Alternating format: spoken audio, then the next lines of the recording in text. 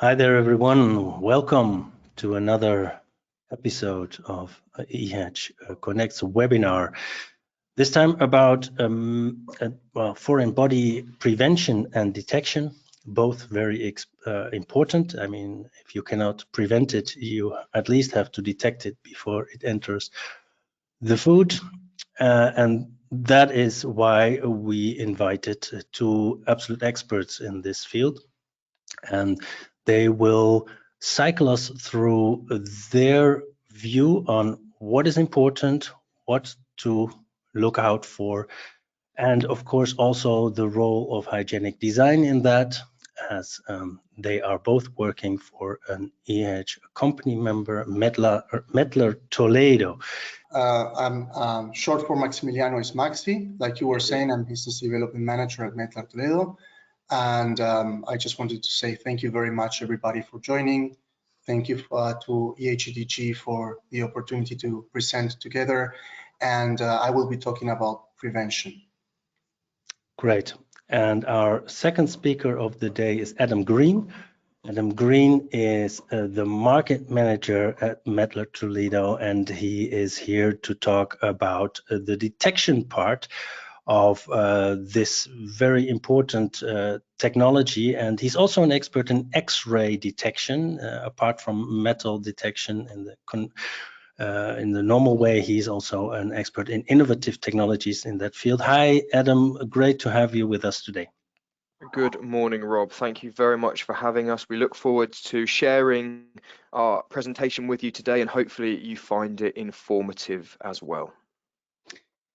Well, that is wonderful, because there is also a foreign body working group within EHEDG, and they're working on a new guideline on this topic, and also in documents 36, hygienic engineering of transfer systems for dry particulate materials. There are some references to that topic, but there, as I said, is a upcoming new guideline on specifically this topic of foreign body prevention and detection. And with that, I will give the floor to Maximiliano, who will start the presentation now.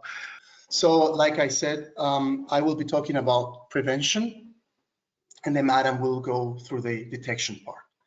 A little bit of what we're going to discuss today is we're going to go through some definitions, then the basis for prevention, and then going through some relevant organizations, some legally binding authorities, foreign bodies, cases reported in Europe, best cases or best practices from some leading food companies, and at the end, some final comments that will open the door to talking about detection.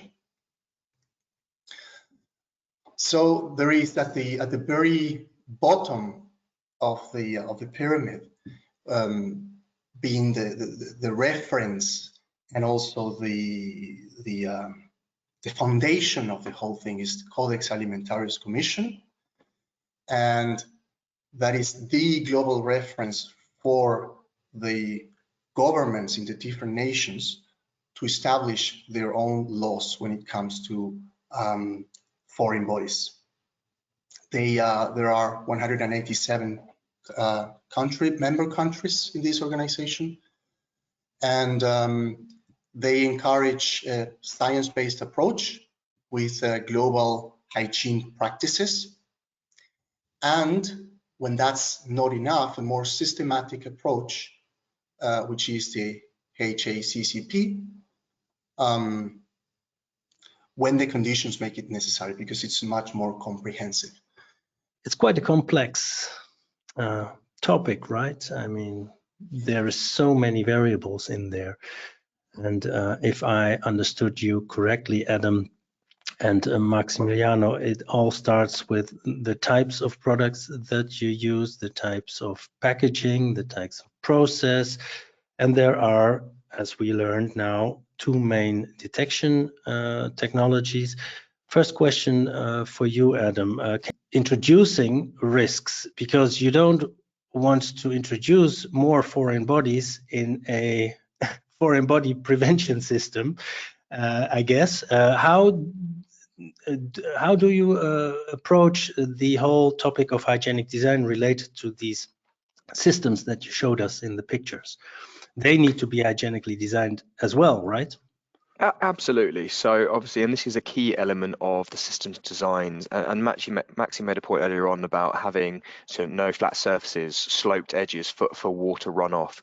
You need to have the relevant IP ratings, you need to have the relevant clean down. So for example, we have machines that can go into meat and poultry applications and therefore are able to be washed down in the particular way that obviously reduces the risk for biological contamination within the manufacturing environment. So the design element to the equipment is a vital element to ensuring that not only can the machines ultimately detect foreign bodies, but also ensure that in and around the environment, they're not creating any additional greater risk.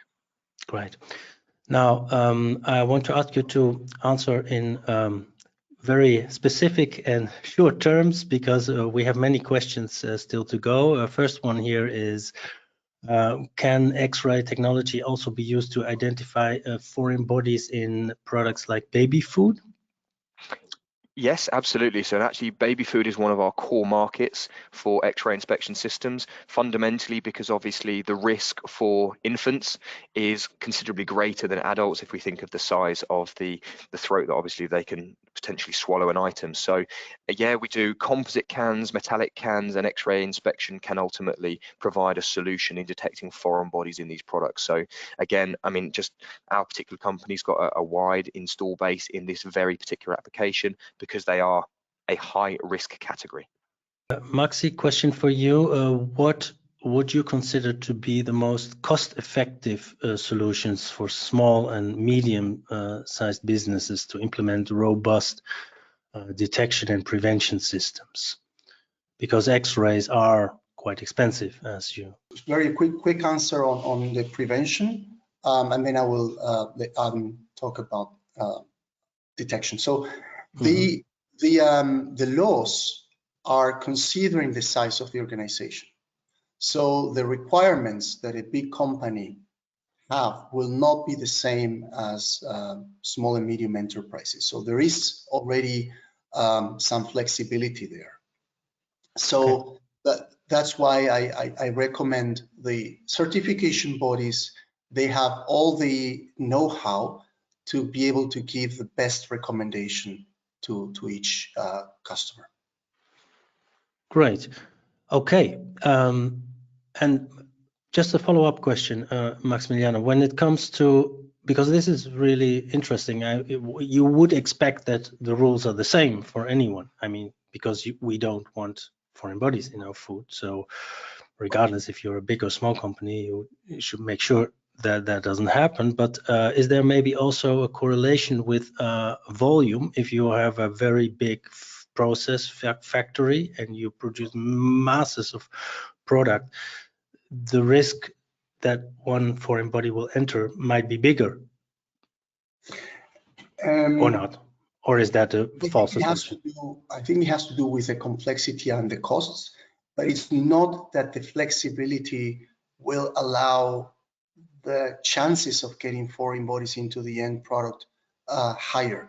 The flexibility comes down to documentation and certain things that are more that are costly and that are not pragmatic but more to comply. But for sure, although these rules will be more flexible and the approach will be more flexible for small and medium enterprises, under no circumstances will they allow the foreign parts or foreign bodies chances of appearance grow. Are there any recent advancements in AI or machine learning for improving detection methods? The short answer is it's being worked on. There are some initial options available, but I think in the coming years, obviously, I would say more reliable and effective software will be coming available. Thank you, Maxi and Adam, for today. Looking forward to the follow-up on this, and thank you for your contribution.